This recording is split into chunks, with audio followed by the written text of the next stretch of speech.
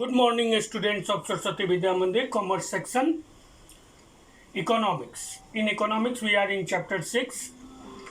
In previous video, we read about foreign exchange rate, managed floating exchange rate. In this video, we talk about foreign exchange market. जैसा कि हम लोग जानते हैं कि बाजार वो होता है जहाँ पर क्रेता और विक्रेता होते हैं किसी वस्तु विशेष को लेकर के, और विभिन्न वस्तुएं भी रह सकती है। वो स्पेशल मार्केट होता है जो अगर वस्तु विशेष का मार्केट है, कमोडिटी मार्केट। उसी तरह से foreign exchange market, foreign exchange rate जो है वो तो हमने पहले ही भी बता चुका है कि it is the price of foreign currency in domestic price of foreign currency in terms of domestic currency. और इस तरह से जो विदेशी विनिमय बाजार होता है तो वो विदेशी मुद्राओं का बाजार होता है, जहाँ पे सभी देश की मुद्राएं होती हैं and you can purchase any one currency of any nation through your domestic currency. तो फॉरेन एक्सचेंज मार्केट क्या है कि फॉरेन एक्सचेंज मार्केट विदेशी विनिमय बाजार है। It refers to the market for national currencies. ये राष्ट्रीय करेंसी की मुद्राओं का बाजार है ऑफ डिफरेंट कंट्रीज, विभिन्न देशों की राष्ट्रीय मुद्राओं का बाजार है। It refers to the market for national currencies, ठीक है, national currencies of different countries in the world. विश्व में जितने भी देश हैं उन देशों के राष्ट्रीय करेंसी जो हैं उनका बाजार विदेशी मुद्रा बाजार, विदेशी विनिमय बाजार कहलाता है। It is a centre for of trade for different currencies. ये जो है ये व्यापार का केंद्र होता है। किस चीज़ के व्यापार का? तो डिफरेंट करेंसीज के, डिफरेंट कंट्रीज के डिफरेंट करेंसीज जो होते हैं उसका ये बाजार होता है। तो एक बार फिर से फॉरेन एक्सचेंज मार्केट क्या है? It refers to the market for national currencies of different countries in the world. It is a center of trade for different currencies. तो ठीक जैसे कि हमारे बाज़ार में, मीना बाज़ार में जैसे लोग आलू लेके और प्याज लेके बैठे हुए हैं, उसी तरह से फॉरेन एक्सचेंज मार्केट परिकल्पना कीजिए कि एक ऐसी जगह है जहाँ पर सभी देश की मुद्राएं उपलब्ध हैं और आप किसी भी देश की मुद्रा को खरीद सकते हैं, चाहे वो यूएस डॉलर हो, ऑस्ट्रेलियन डॉलर हो, यूरो हो, दिनार हो, पौंड हो, या किसी भी अन्य देश की जापानी येन हो, या किसी भी देश की मुद्रा हो, उसको आप परचेज कर सकते हैं। अब है कि फंक्शंस, विदेशी विनिमय बाजार के फंक्शंस क्या होते हैं। देखिए ये सबसे बहुत इंपॉर्टेंट क्वेश्चन है क्योंकि बोर्ड एग्जाम में ये अधिकांश आता है। ये जो है कि विदेशी मुद्रा बाजार के जो कार्य होते हैं वो मुख्यतः 3 कार्य होते हैं। पहला है ट्रांसफर फंक्शन, हस्तांतरण कार्य। ट्रांसफर फंक्शन है पहला कार्य। इसमें ये होता क्या है? तो it implies transfer of purchasing power in terms of foreign exchange across different countries in the world. जब हम ट्रांसफर फंक्शन में क्या है कि विदेशी विनिमय बाजार जो है वो ट्रांसफर फंक्शन करता है, और ट्रांसफर फंक्शन में वो आपको विदेशी करेंसी के रूप में परचेजिंग पावर का ट्रांसफ़र करता है। सपोज दैट कि इंडिया को एक टेक्नोलॉजी चाहिए जो किसी देश से चाहिए, और मान लीजिए कि ऑस्ट्रेलिया से एक कोई टेक्नोलॉजी चाहिए, कोई मशीनरी चाहिए, और उसके लिए उसे यूएस डॉलर में पेमेंट करना है। तो इंडिया जो है वो यूएस डॉलर कहाँ से लाएगा? वो यूएस डॉलर लाएगा फॉरेन एक्सचेंज मार्केट से, on the basis on behalf of their our own rupees और डोमेस्टिक करेंसी। इसको हम देंगे और उतने के बराबर यूएस डॉलर हम लेंगे, और फिर उस यूएस डॉलर्स को हम ऑस्ट्रेलिया को देकर के उस मशीनरी को प्राप्त कर सकते हैं। तो इनडायरेक्टली, क्योंकि डायरेक्ट हमको डॉलर नहीं मिल सकते, डॉलर के लिए हमको फॉरेन एक्सचेंज मार्केट में आना होगा और विदेशी करेंसी उस डॉलर को हमको प्राप्त करना होगा। तो विदेशी विनिमय बाजार का मुख्य कार्य ये हुआ कि ये ट्रांसफर फंक्शन करता है। और ट्रांसफर फंक्शन में ये करता क्या है कि ये करता है ट्रांसफर ऑफ परचेजिंग पावर करता है। मान लीजिए इंडिया के टर्म्स में ये ट्रांसफर ऑफ परचेजिंग पावर किस टर्म्स में करता है? डॉलर के रूप में। इन टर्म्स ऑफ फॉरेन एक्सचेंज हमारा फॉरेन मानी करेंसी, मान लीजिए हमको डॉलर चाहिए, तो transfer of purchasing power in in terms of foreign exchange across different countries. विश्व के विभिन्न देशों के बीच जो भी उनको जिस देश की भी मुद्रा चाहिए परचेज करने के लिए उस देश से कोई भी सामान, तो उसको विदेशी विनिमय बाजार उपलब्ध कराती है। और ये इस तरह से परचेजिंग पावर का इनडायरेक्टली, वो कमोडिटी का सप्लाई नहीं करके परचेजिंग पावर का। देखिए हमारे आम बाजार में और फॉरेन एक्सचेंज मार्केट में यही अंतर है कि आम बाजार में हम जाते हैं और हमको आलू चाहिए, परवल चाहिए, तो हम डायरेक्टली पैसा दे करके वो खरीद लेते हैं, क्योंकि वहाँ पे हमको किसी दूसरे करेंसी की जरूरत नहीं है, डायरेक्ट उस रुपीज़ को देकर हम खरीद लेते हैं। लेकिन जब किसी देश को विभिन्न देशों के साथ ट्रेड करना है, विभिन्न देशों से मशीनरी और अन्य गुड्स एंड सर्विसेज का इंपोर्ट करना है, और हर एक देश अपने किसी दूसरे करेंसी में पेमेंट चाहते हैं, सपोज डैट कि मोस्ट ऑफ कंट्रीज जो हैं वो डॉलर में पेमेंट चाहते हैं, तो उस परचेजिंग पावर को हमको अपना पैसा देके वो सामान नहीं मिल सकता है। हमको उसके लिए या तो जापानी येन देना होगा, या ऑस्ट्रेलियन डॉलर देना होगा, या यूएस डॉलर देना होगा। तो इनडायरेक्टली फॉरेन एक्सचेंज मार्केट जो है वो हमको कमोडिटी तो डायरेक्टली प्रोवाइड नहीं करता है, लेकिन इनडायरेक्टली उस कमोडिटी के लिए हमको परचेजिंग पावर का ट्रांसफर कर देता है इन the form of foreign exchange. उस करेंसी को दे करके हम अब उस सामान को खरीद सकते हैं, उस परचेजिंग पावर से हम उस वस्तु की खरीदारी कर सकते हैं। तो पहला फंक्शन ये है। दूसरा फंक्शन है क्रेडिट फंक्शन, साख सुविधा। It implies provision of credit in terms of foreign exchange for the export and import of goods and services across different countries of the world. देखिए क्रेडिट फैसिलिटी क्या है कि क्रेडिट फैसिलिटी का ये देता है या क्रेडिट फंक्शन देता है, तो it implies of provision of credit in terms of foreign exchange.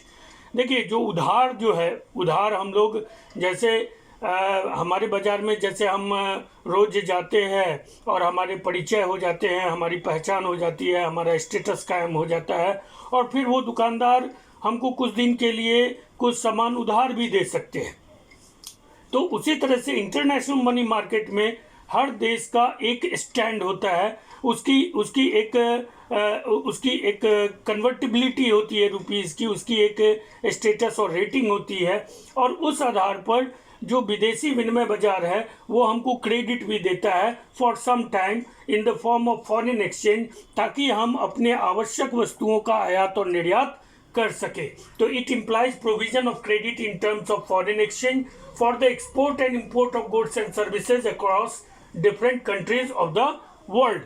यानी अगर हमको डॉलर चाहिए और किसी देश से डॉलर हमको इसलिए चाहिए कि किसी अन्य देश से हमको कोई मशीनरी आयात करनी है, तो हमको कुछ समय के लिए उस जो नीडेड अमाउंट ऑफ डॉलर या फॉरेन एक्सचेंज जो है वो हमको फॉरेन एक्सचेंज मार्केट से हमको उधार मिल सकता है। सिंपल वर्ड में इसका ये मीनिंग हुआ कि क्रेडिट फंक्शन में फॉरेन एक्सचेंज मार्केट जो है वो हमारे लिए प्रोविजन ऑफ क्रेडिट करते हैं, वो हमारे क्रेडिट को ग्रांट करते हैं और फिर हम उस एक्सपोर्ट और इंपोर्ट को कर सकते हैं। तीसरा जो फंक्शन है वो ज़्यादा इंपॉर्टेंट फंक्शन है, वो है हेजिंग फंक्शन। हेजिंग का मतलब होता है छिपाना या उसको प्रोटेक्ट करना। किसी चीज़ को आप कोई आवरण से उसको प्रोटेक्ट कर दीजिए ताकि आपके साथ, जैसे साइबर सिक्योरिटी होते हैं, तो उसी तरह से हेजिंग फंक्शन है कि it is a security function, it is a protective function of foreign exchange market. It implies protection against risk related to variation in foreign exchange rate.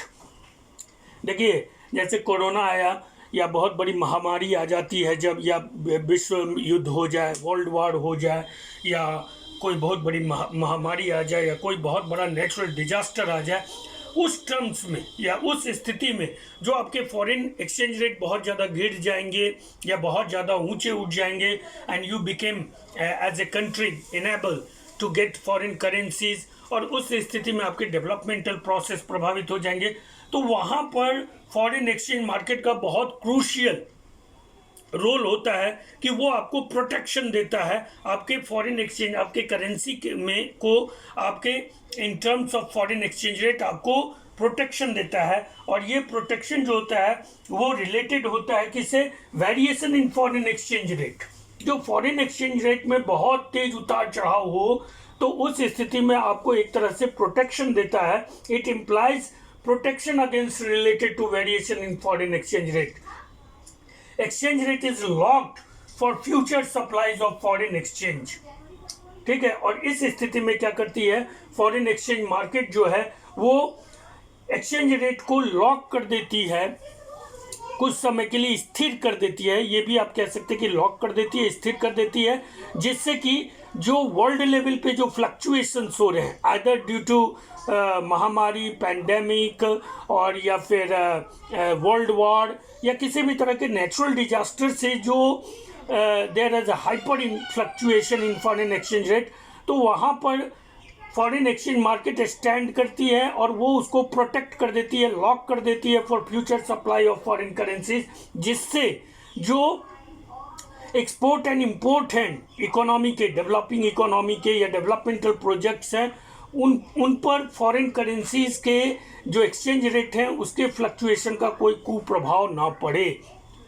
और इसके लिए वो इस एक्सचेंज रेट को लॉक कर देती है ताकि फॉरेन एक्सचेंज रेट जो है या फॉरेन एक्सचेंज मार्केट जो है वो विश्व स्तर पर होने वाले उथल पुथल से अछूता रहे और विकासात्मक परियोजनाएं पूरे विश्व में चलती रहें और किसी भी देश को इस तरह के सिचुएशन को से सामना नहीं करना पड़े कि फॉरेन एक्सचेंज रेट में फ्लक्चुएशन के कारण उसके एक्सपोर्ट, इंपोर्ट या डेवलपमेंटल प्रोसेस प्रभावित हो. तो that is I personally felt that foreign exchange market का ये सबसे इंपॉर्टेंट फंक्शन है hedging function. It implies protection against risk related to variation in foreign exchange rate. ये फॉरेन एक्सचेंज में जो वेरिएशन होते हैं उससे जो खतरा पैदा होता है उसके अगेंस्ट आपको प्रोटेक्शन प्रदान करती है. और इसके अंतर्गत फॉरेन एक्सचेंज मार्केट जो है एक्सचेंज रेट को लॉक कर देती है कुछ समय के लिए for future supply of foreign currency और एक्सचेंज. तो इस तरह से ये तीन फंक्शन इंपॉर्टेंट फंक्शन है फॉरेन एक्सचेंज रेट के. Now we proceed to operations of foreign exchange market. यानी फॉरेन एक्सचेंज मार्केट में ऑपरेशंस कैसे होते हैं, जो परचेजिंग होते हैं वो कैसे होते हैं.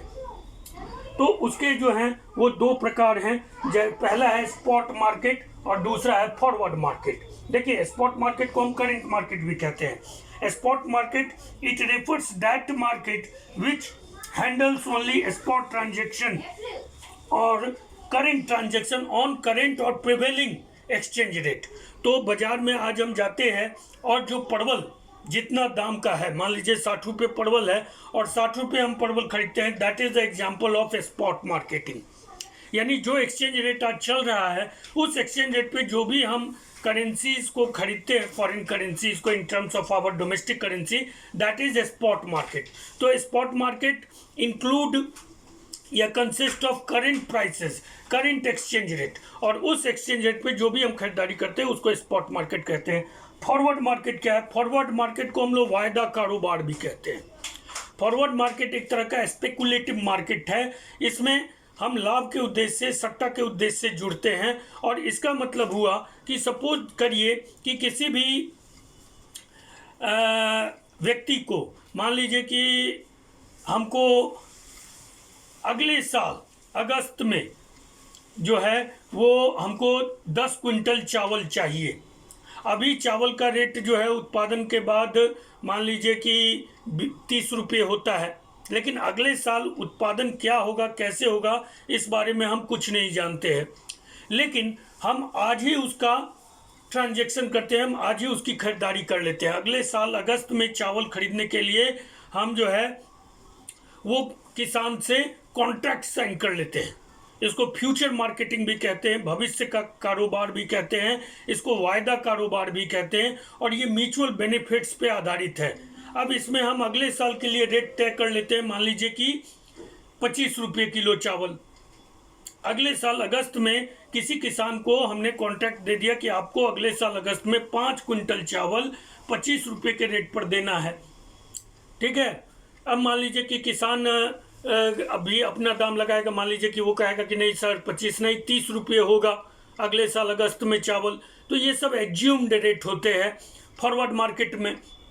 और इसमें जो है वो हो सकता है अब क्या है कि अब जब रेट फिक्स हो गया, ट्रांजैक्शन हो गया, पैसा दिला गया, सब कुछ हो गया, अब अगले साल अगर चावल का बम्पर उत्पादन हो जाता है तो इट मे बी कि चावल के प्राइसेस 20 रुपये हो जाए, तो क्या होगा, किसान को फायदा होगा, क्योंकि किसान ने 30 रुपये चावल पर एग्रीमेंट साइन किया था 5 क्विंटल चावल का, और आपको पैसा, किसान को पैसा मिल चुका है और उसको केवल चावल देना है, तो यहाँ पर किसान बेनिफिशियल होगा।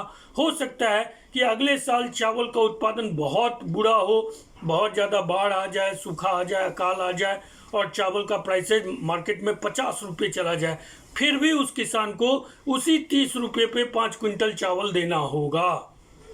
तो अब जो है, जो क्रेता है, कस्टमर है, उसको प्रॉफिट हो गया। तो ये एक तरह का जुआ होता है। ये फ्यूचर को जो कि अनसर्टेन है उसको हम सर्टेन करने का प्रयास करते हैं अभी, माने भविष्य का व्यापार, भविष्य का कारोबार जो है वो हम अभी उसके ट्रांजैक्शन को करते हैं। तो इसलिए जो है वो आपको ये फॉरवर्ड मार्केटिंग होता है, और फॉरवर्ड मार्केटिंग में म्यूचुअल बेनिफिट्स होते हैं, किसी एक साइड को फायदा हो सकता है, और ये एक तरह का जुआ है, और ये स्पॉट मार्केट से बिल्कुल अलग है। फॉरवर्ड मार्केट को हम कहते हैं कि forward market of foreign exchange is that market which handles such transaction of foreign exchange that are meant for future delivery. Such transactions it forward market जो होते हैं,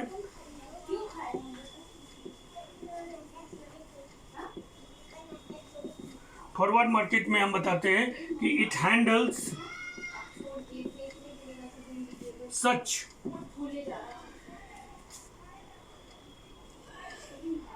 transactions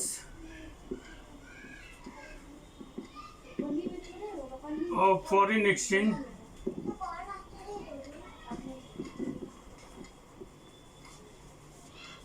such transactions of foreign exchange that are meant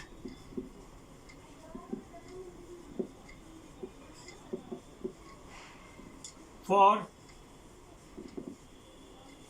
future, that are meant for future delivery.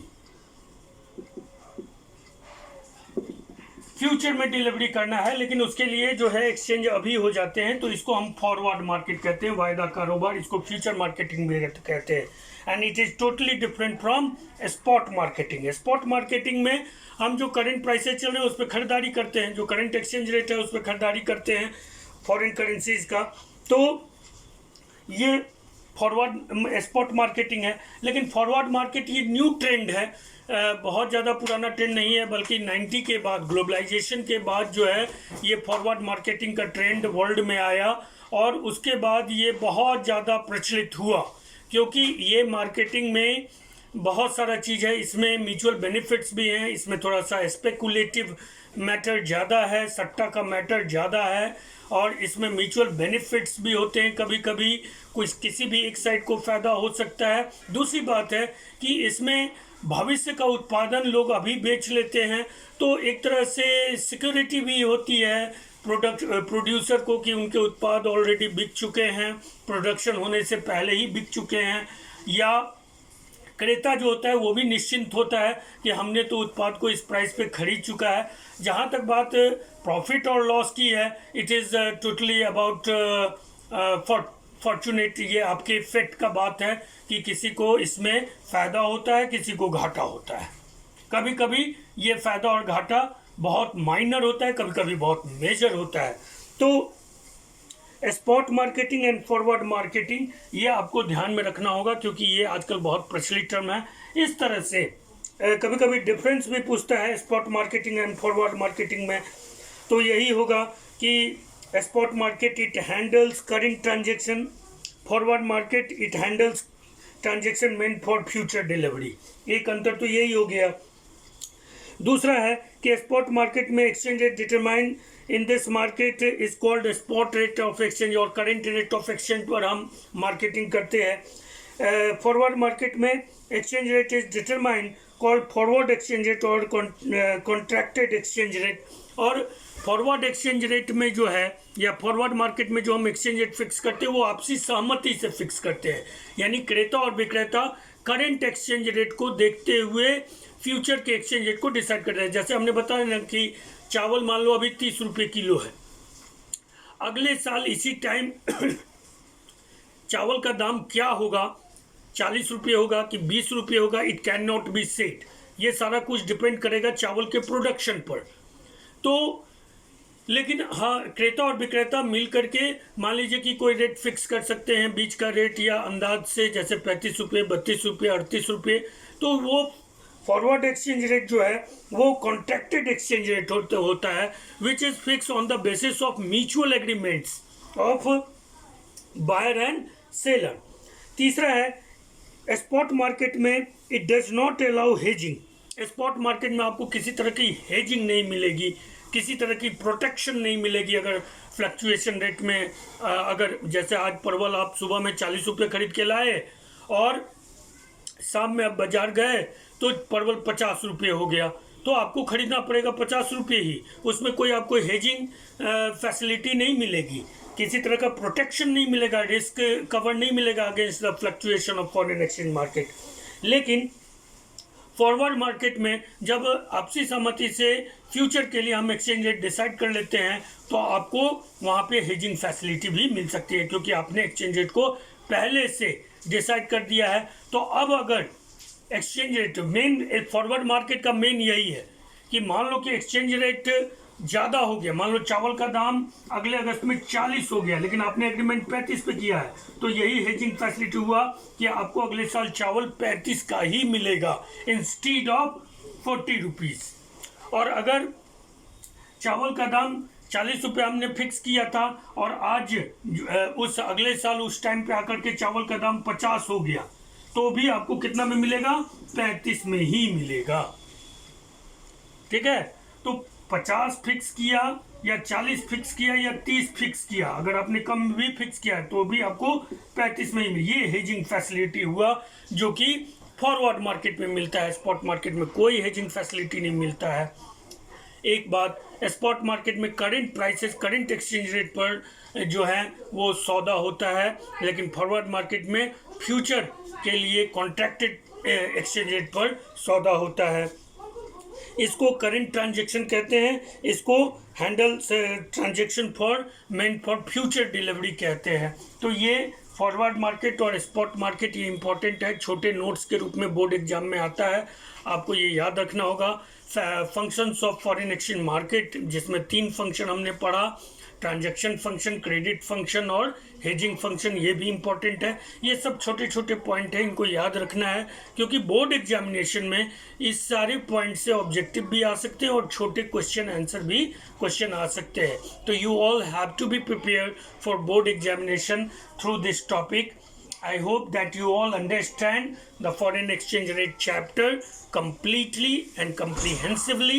Thus, you need to remember it and fare overall chapter in your homework notebook while the school get reopened. We check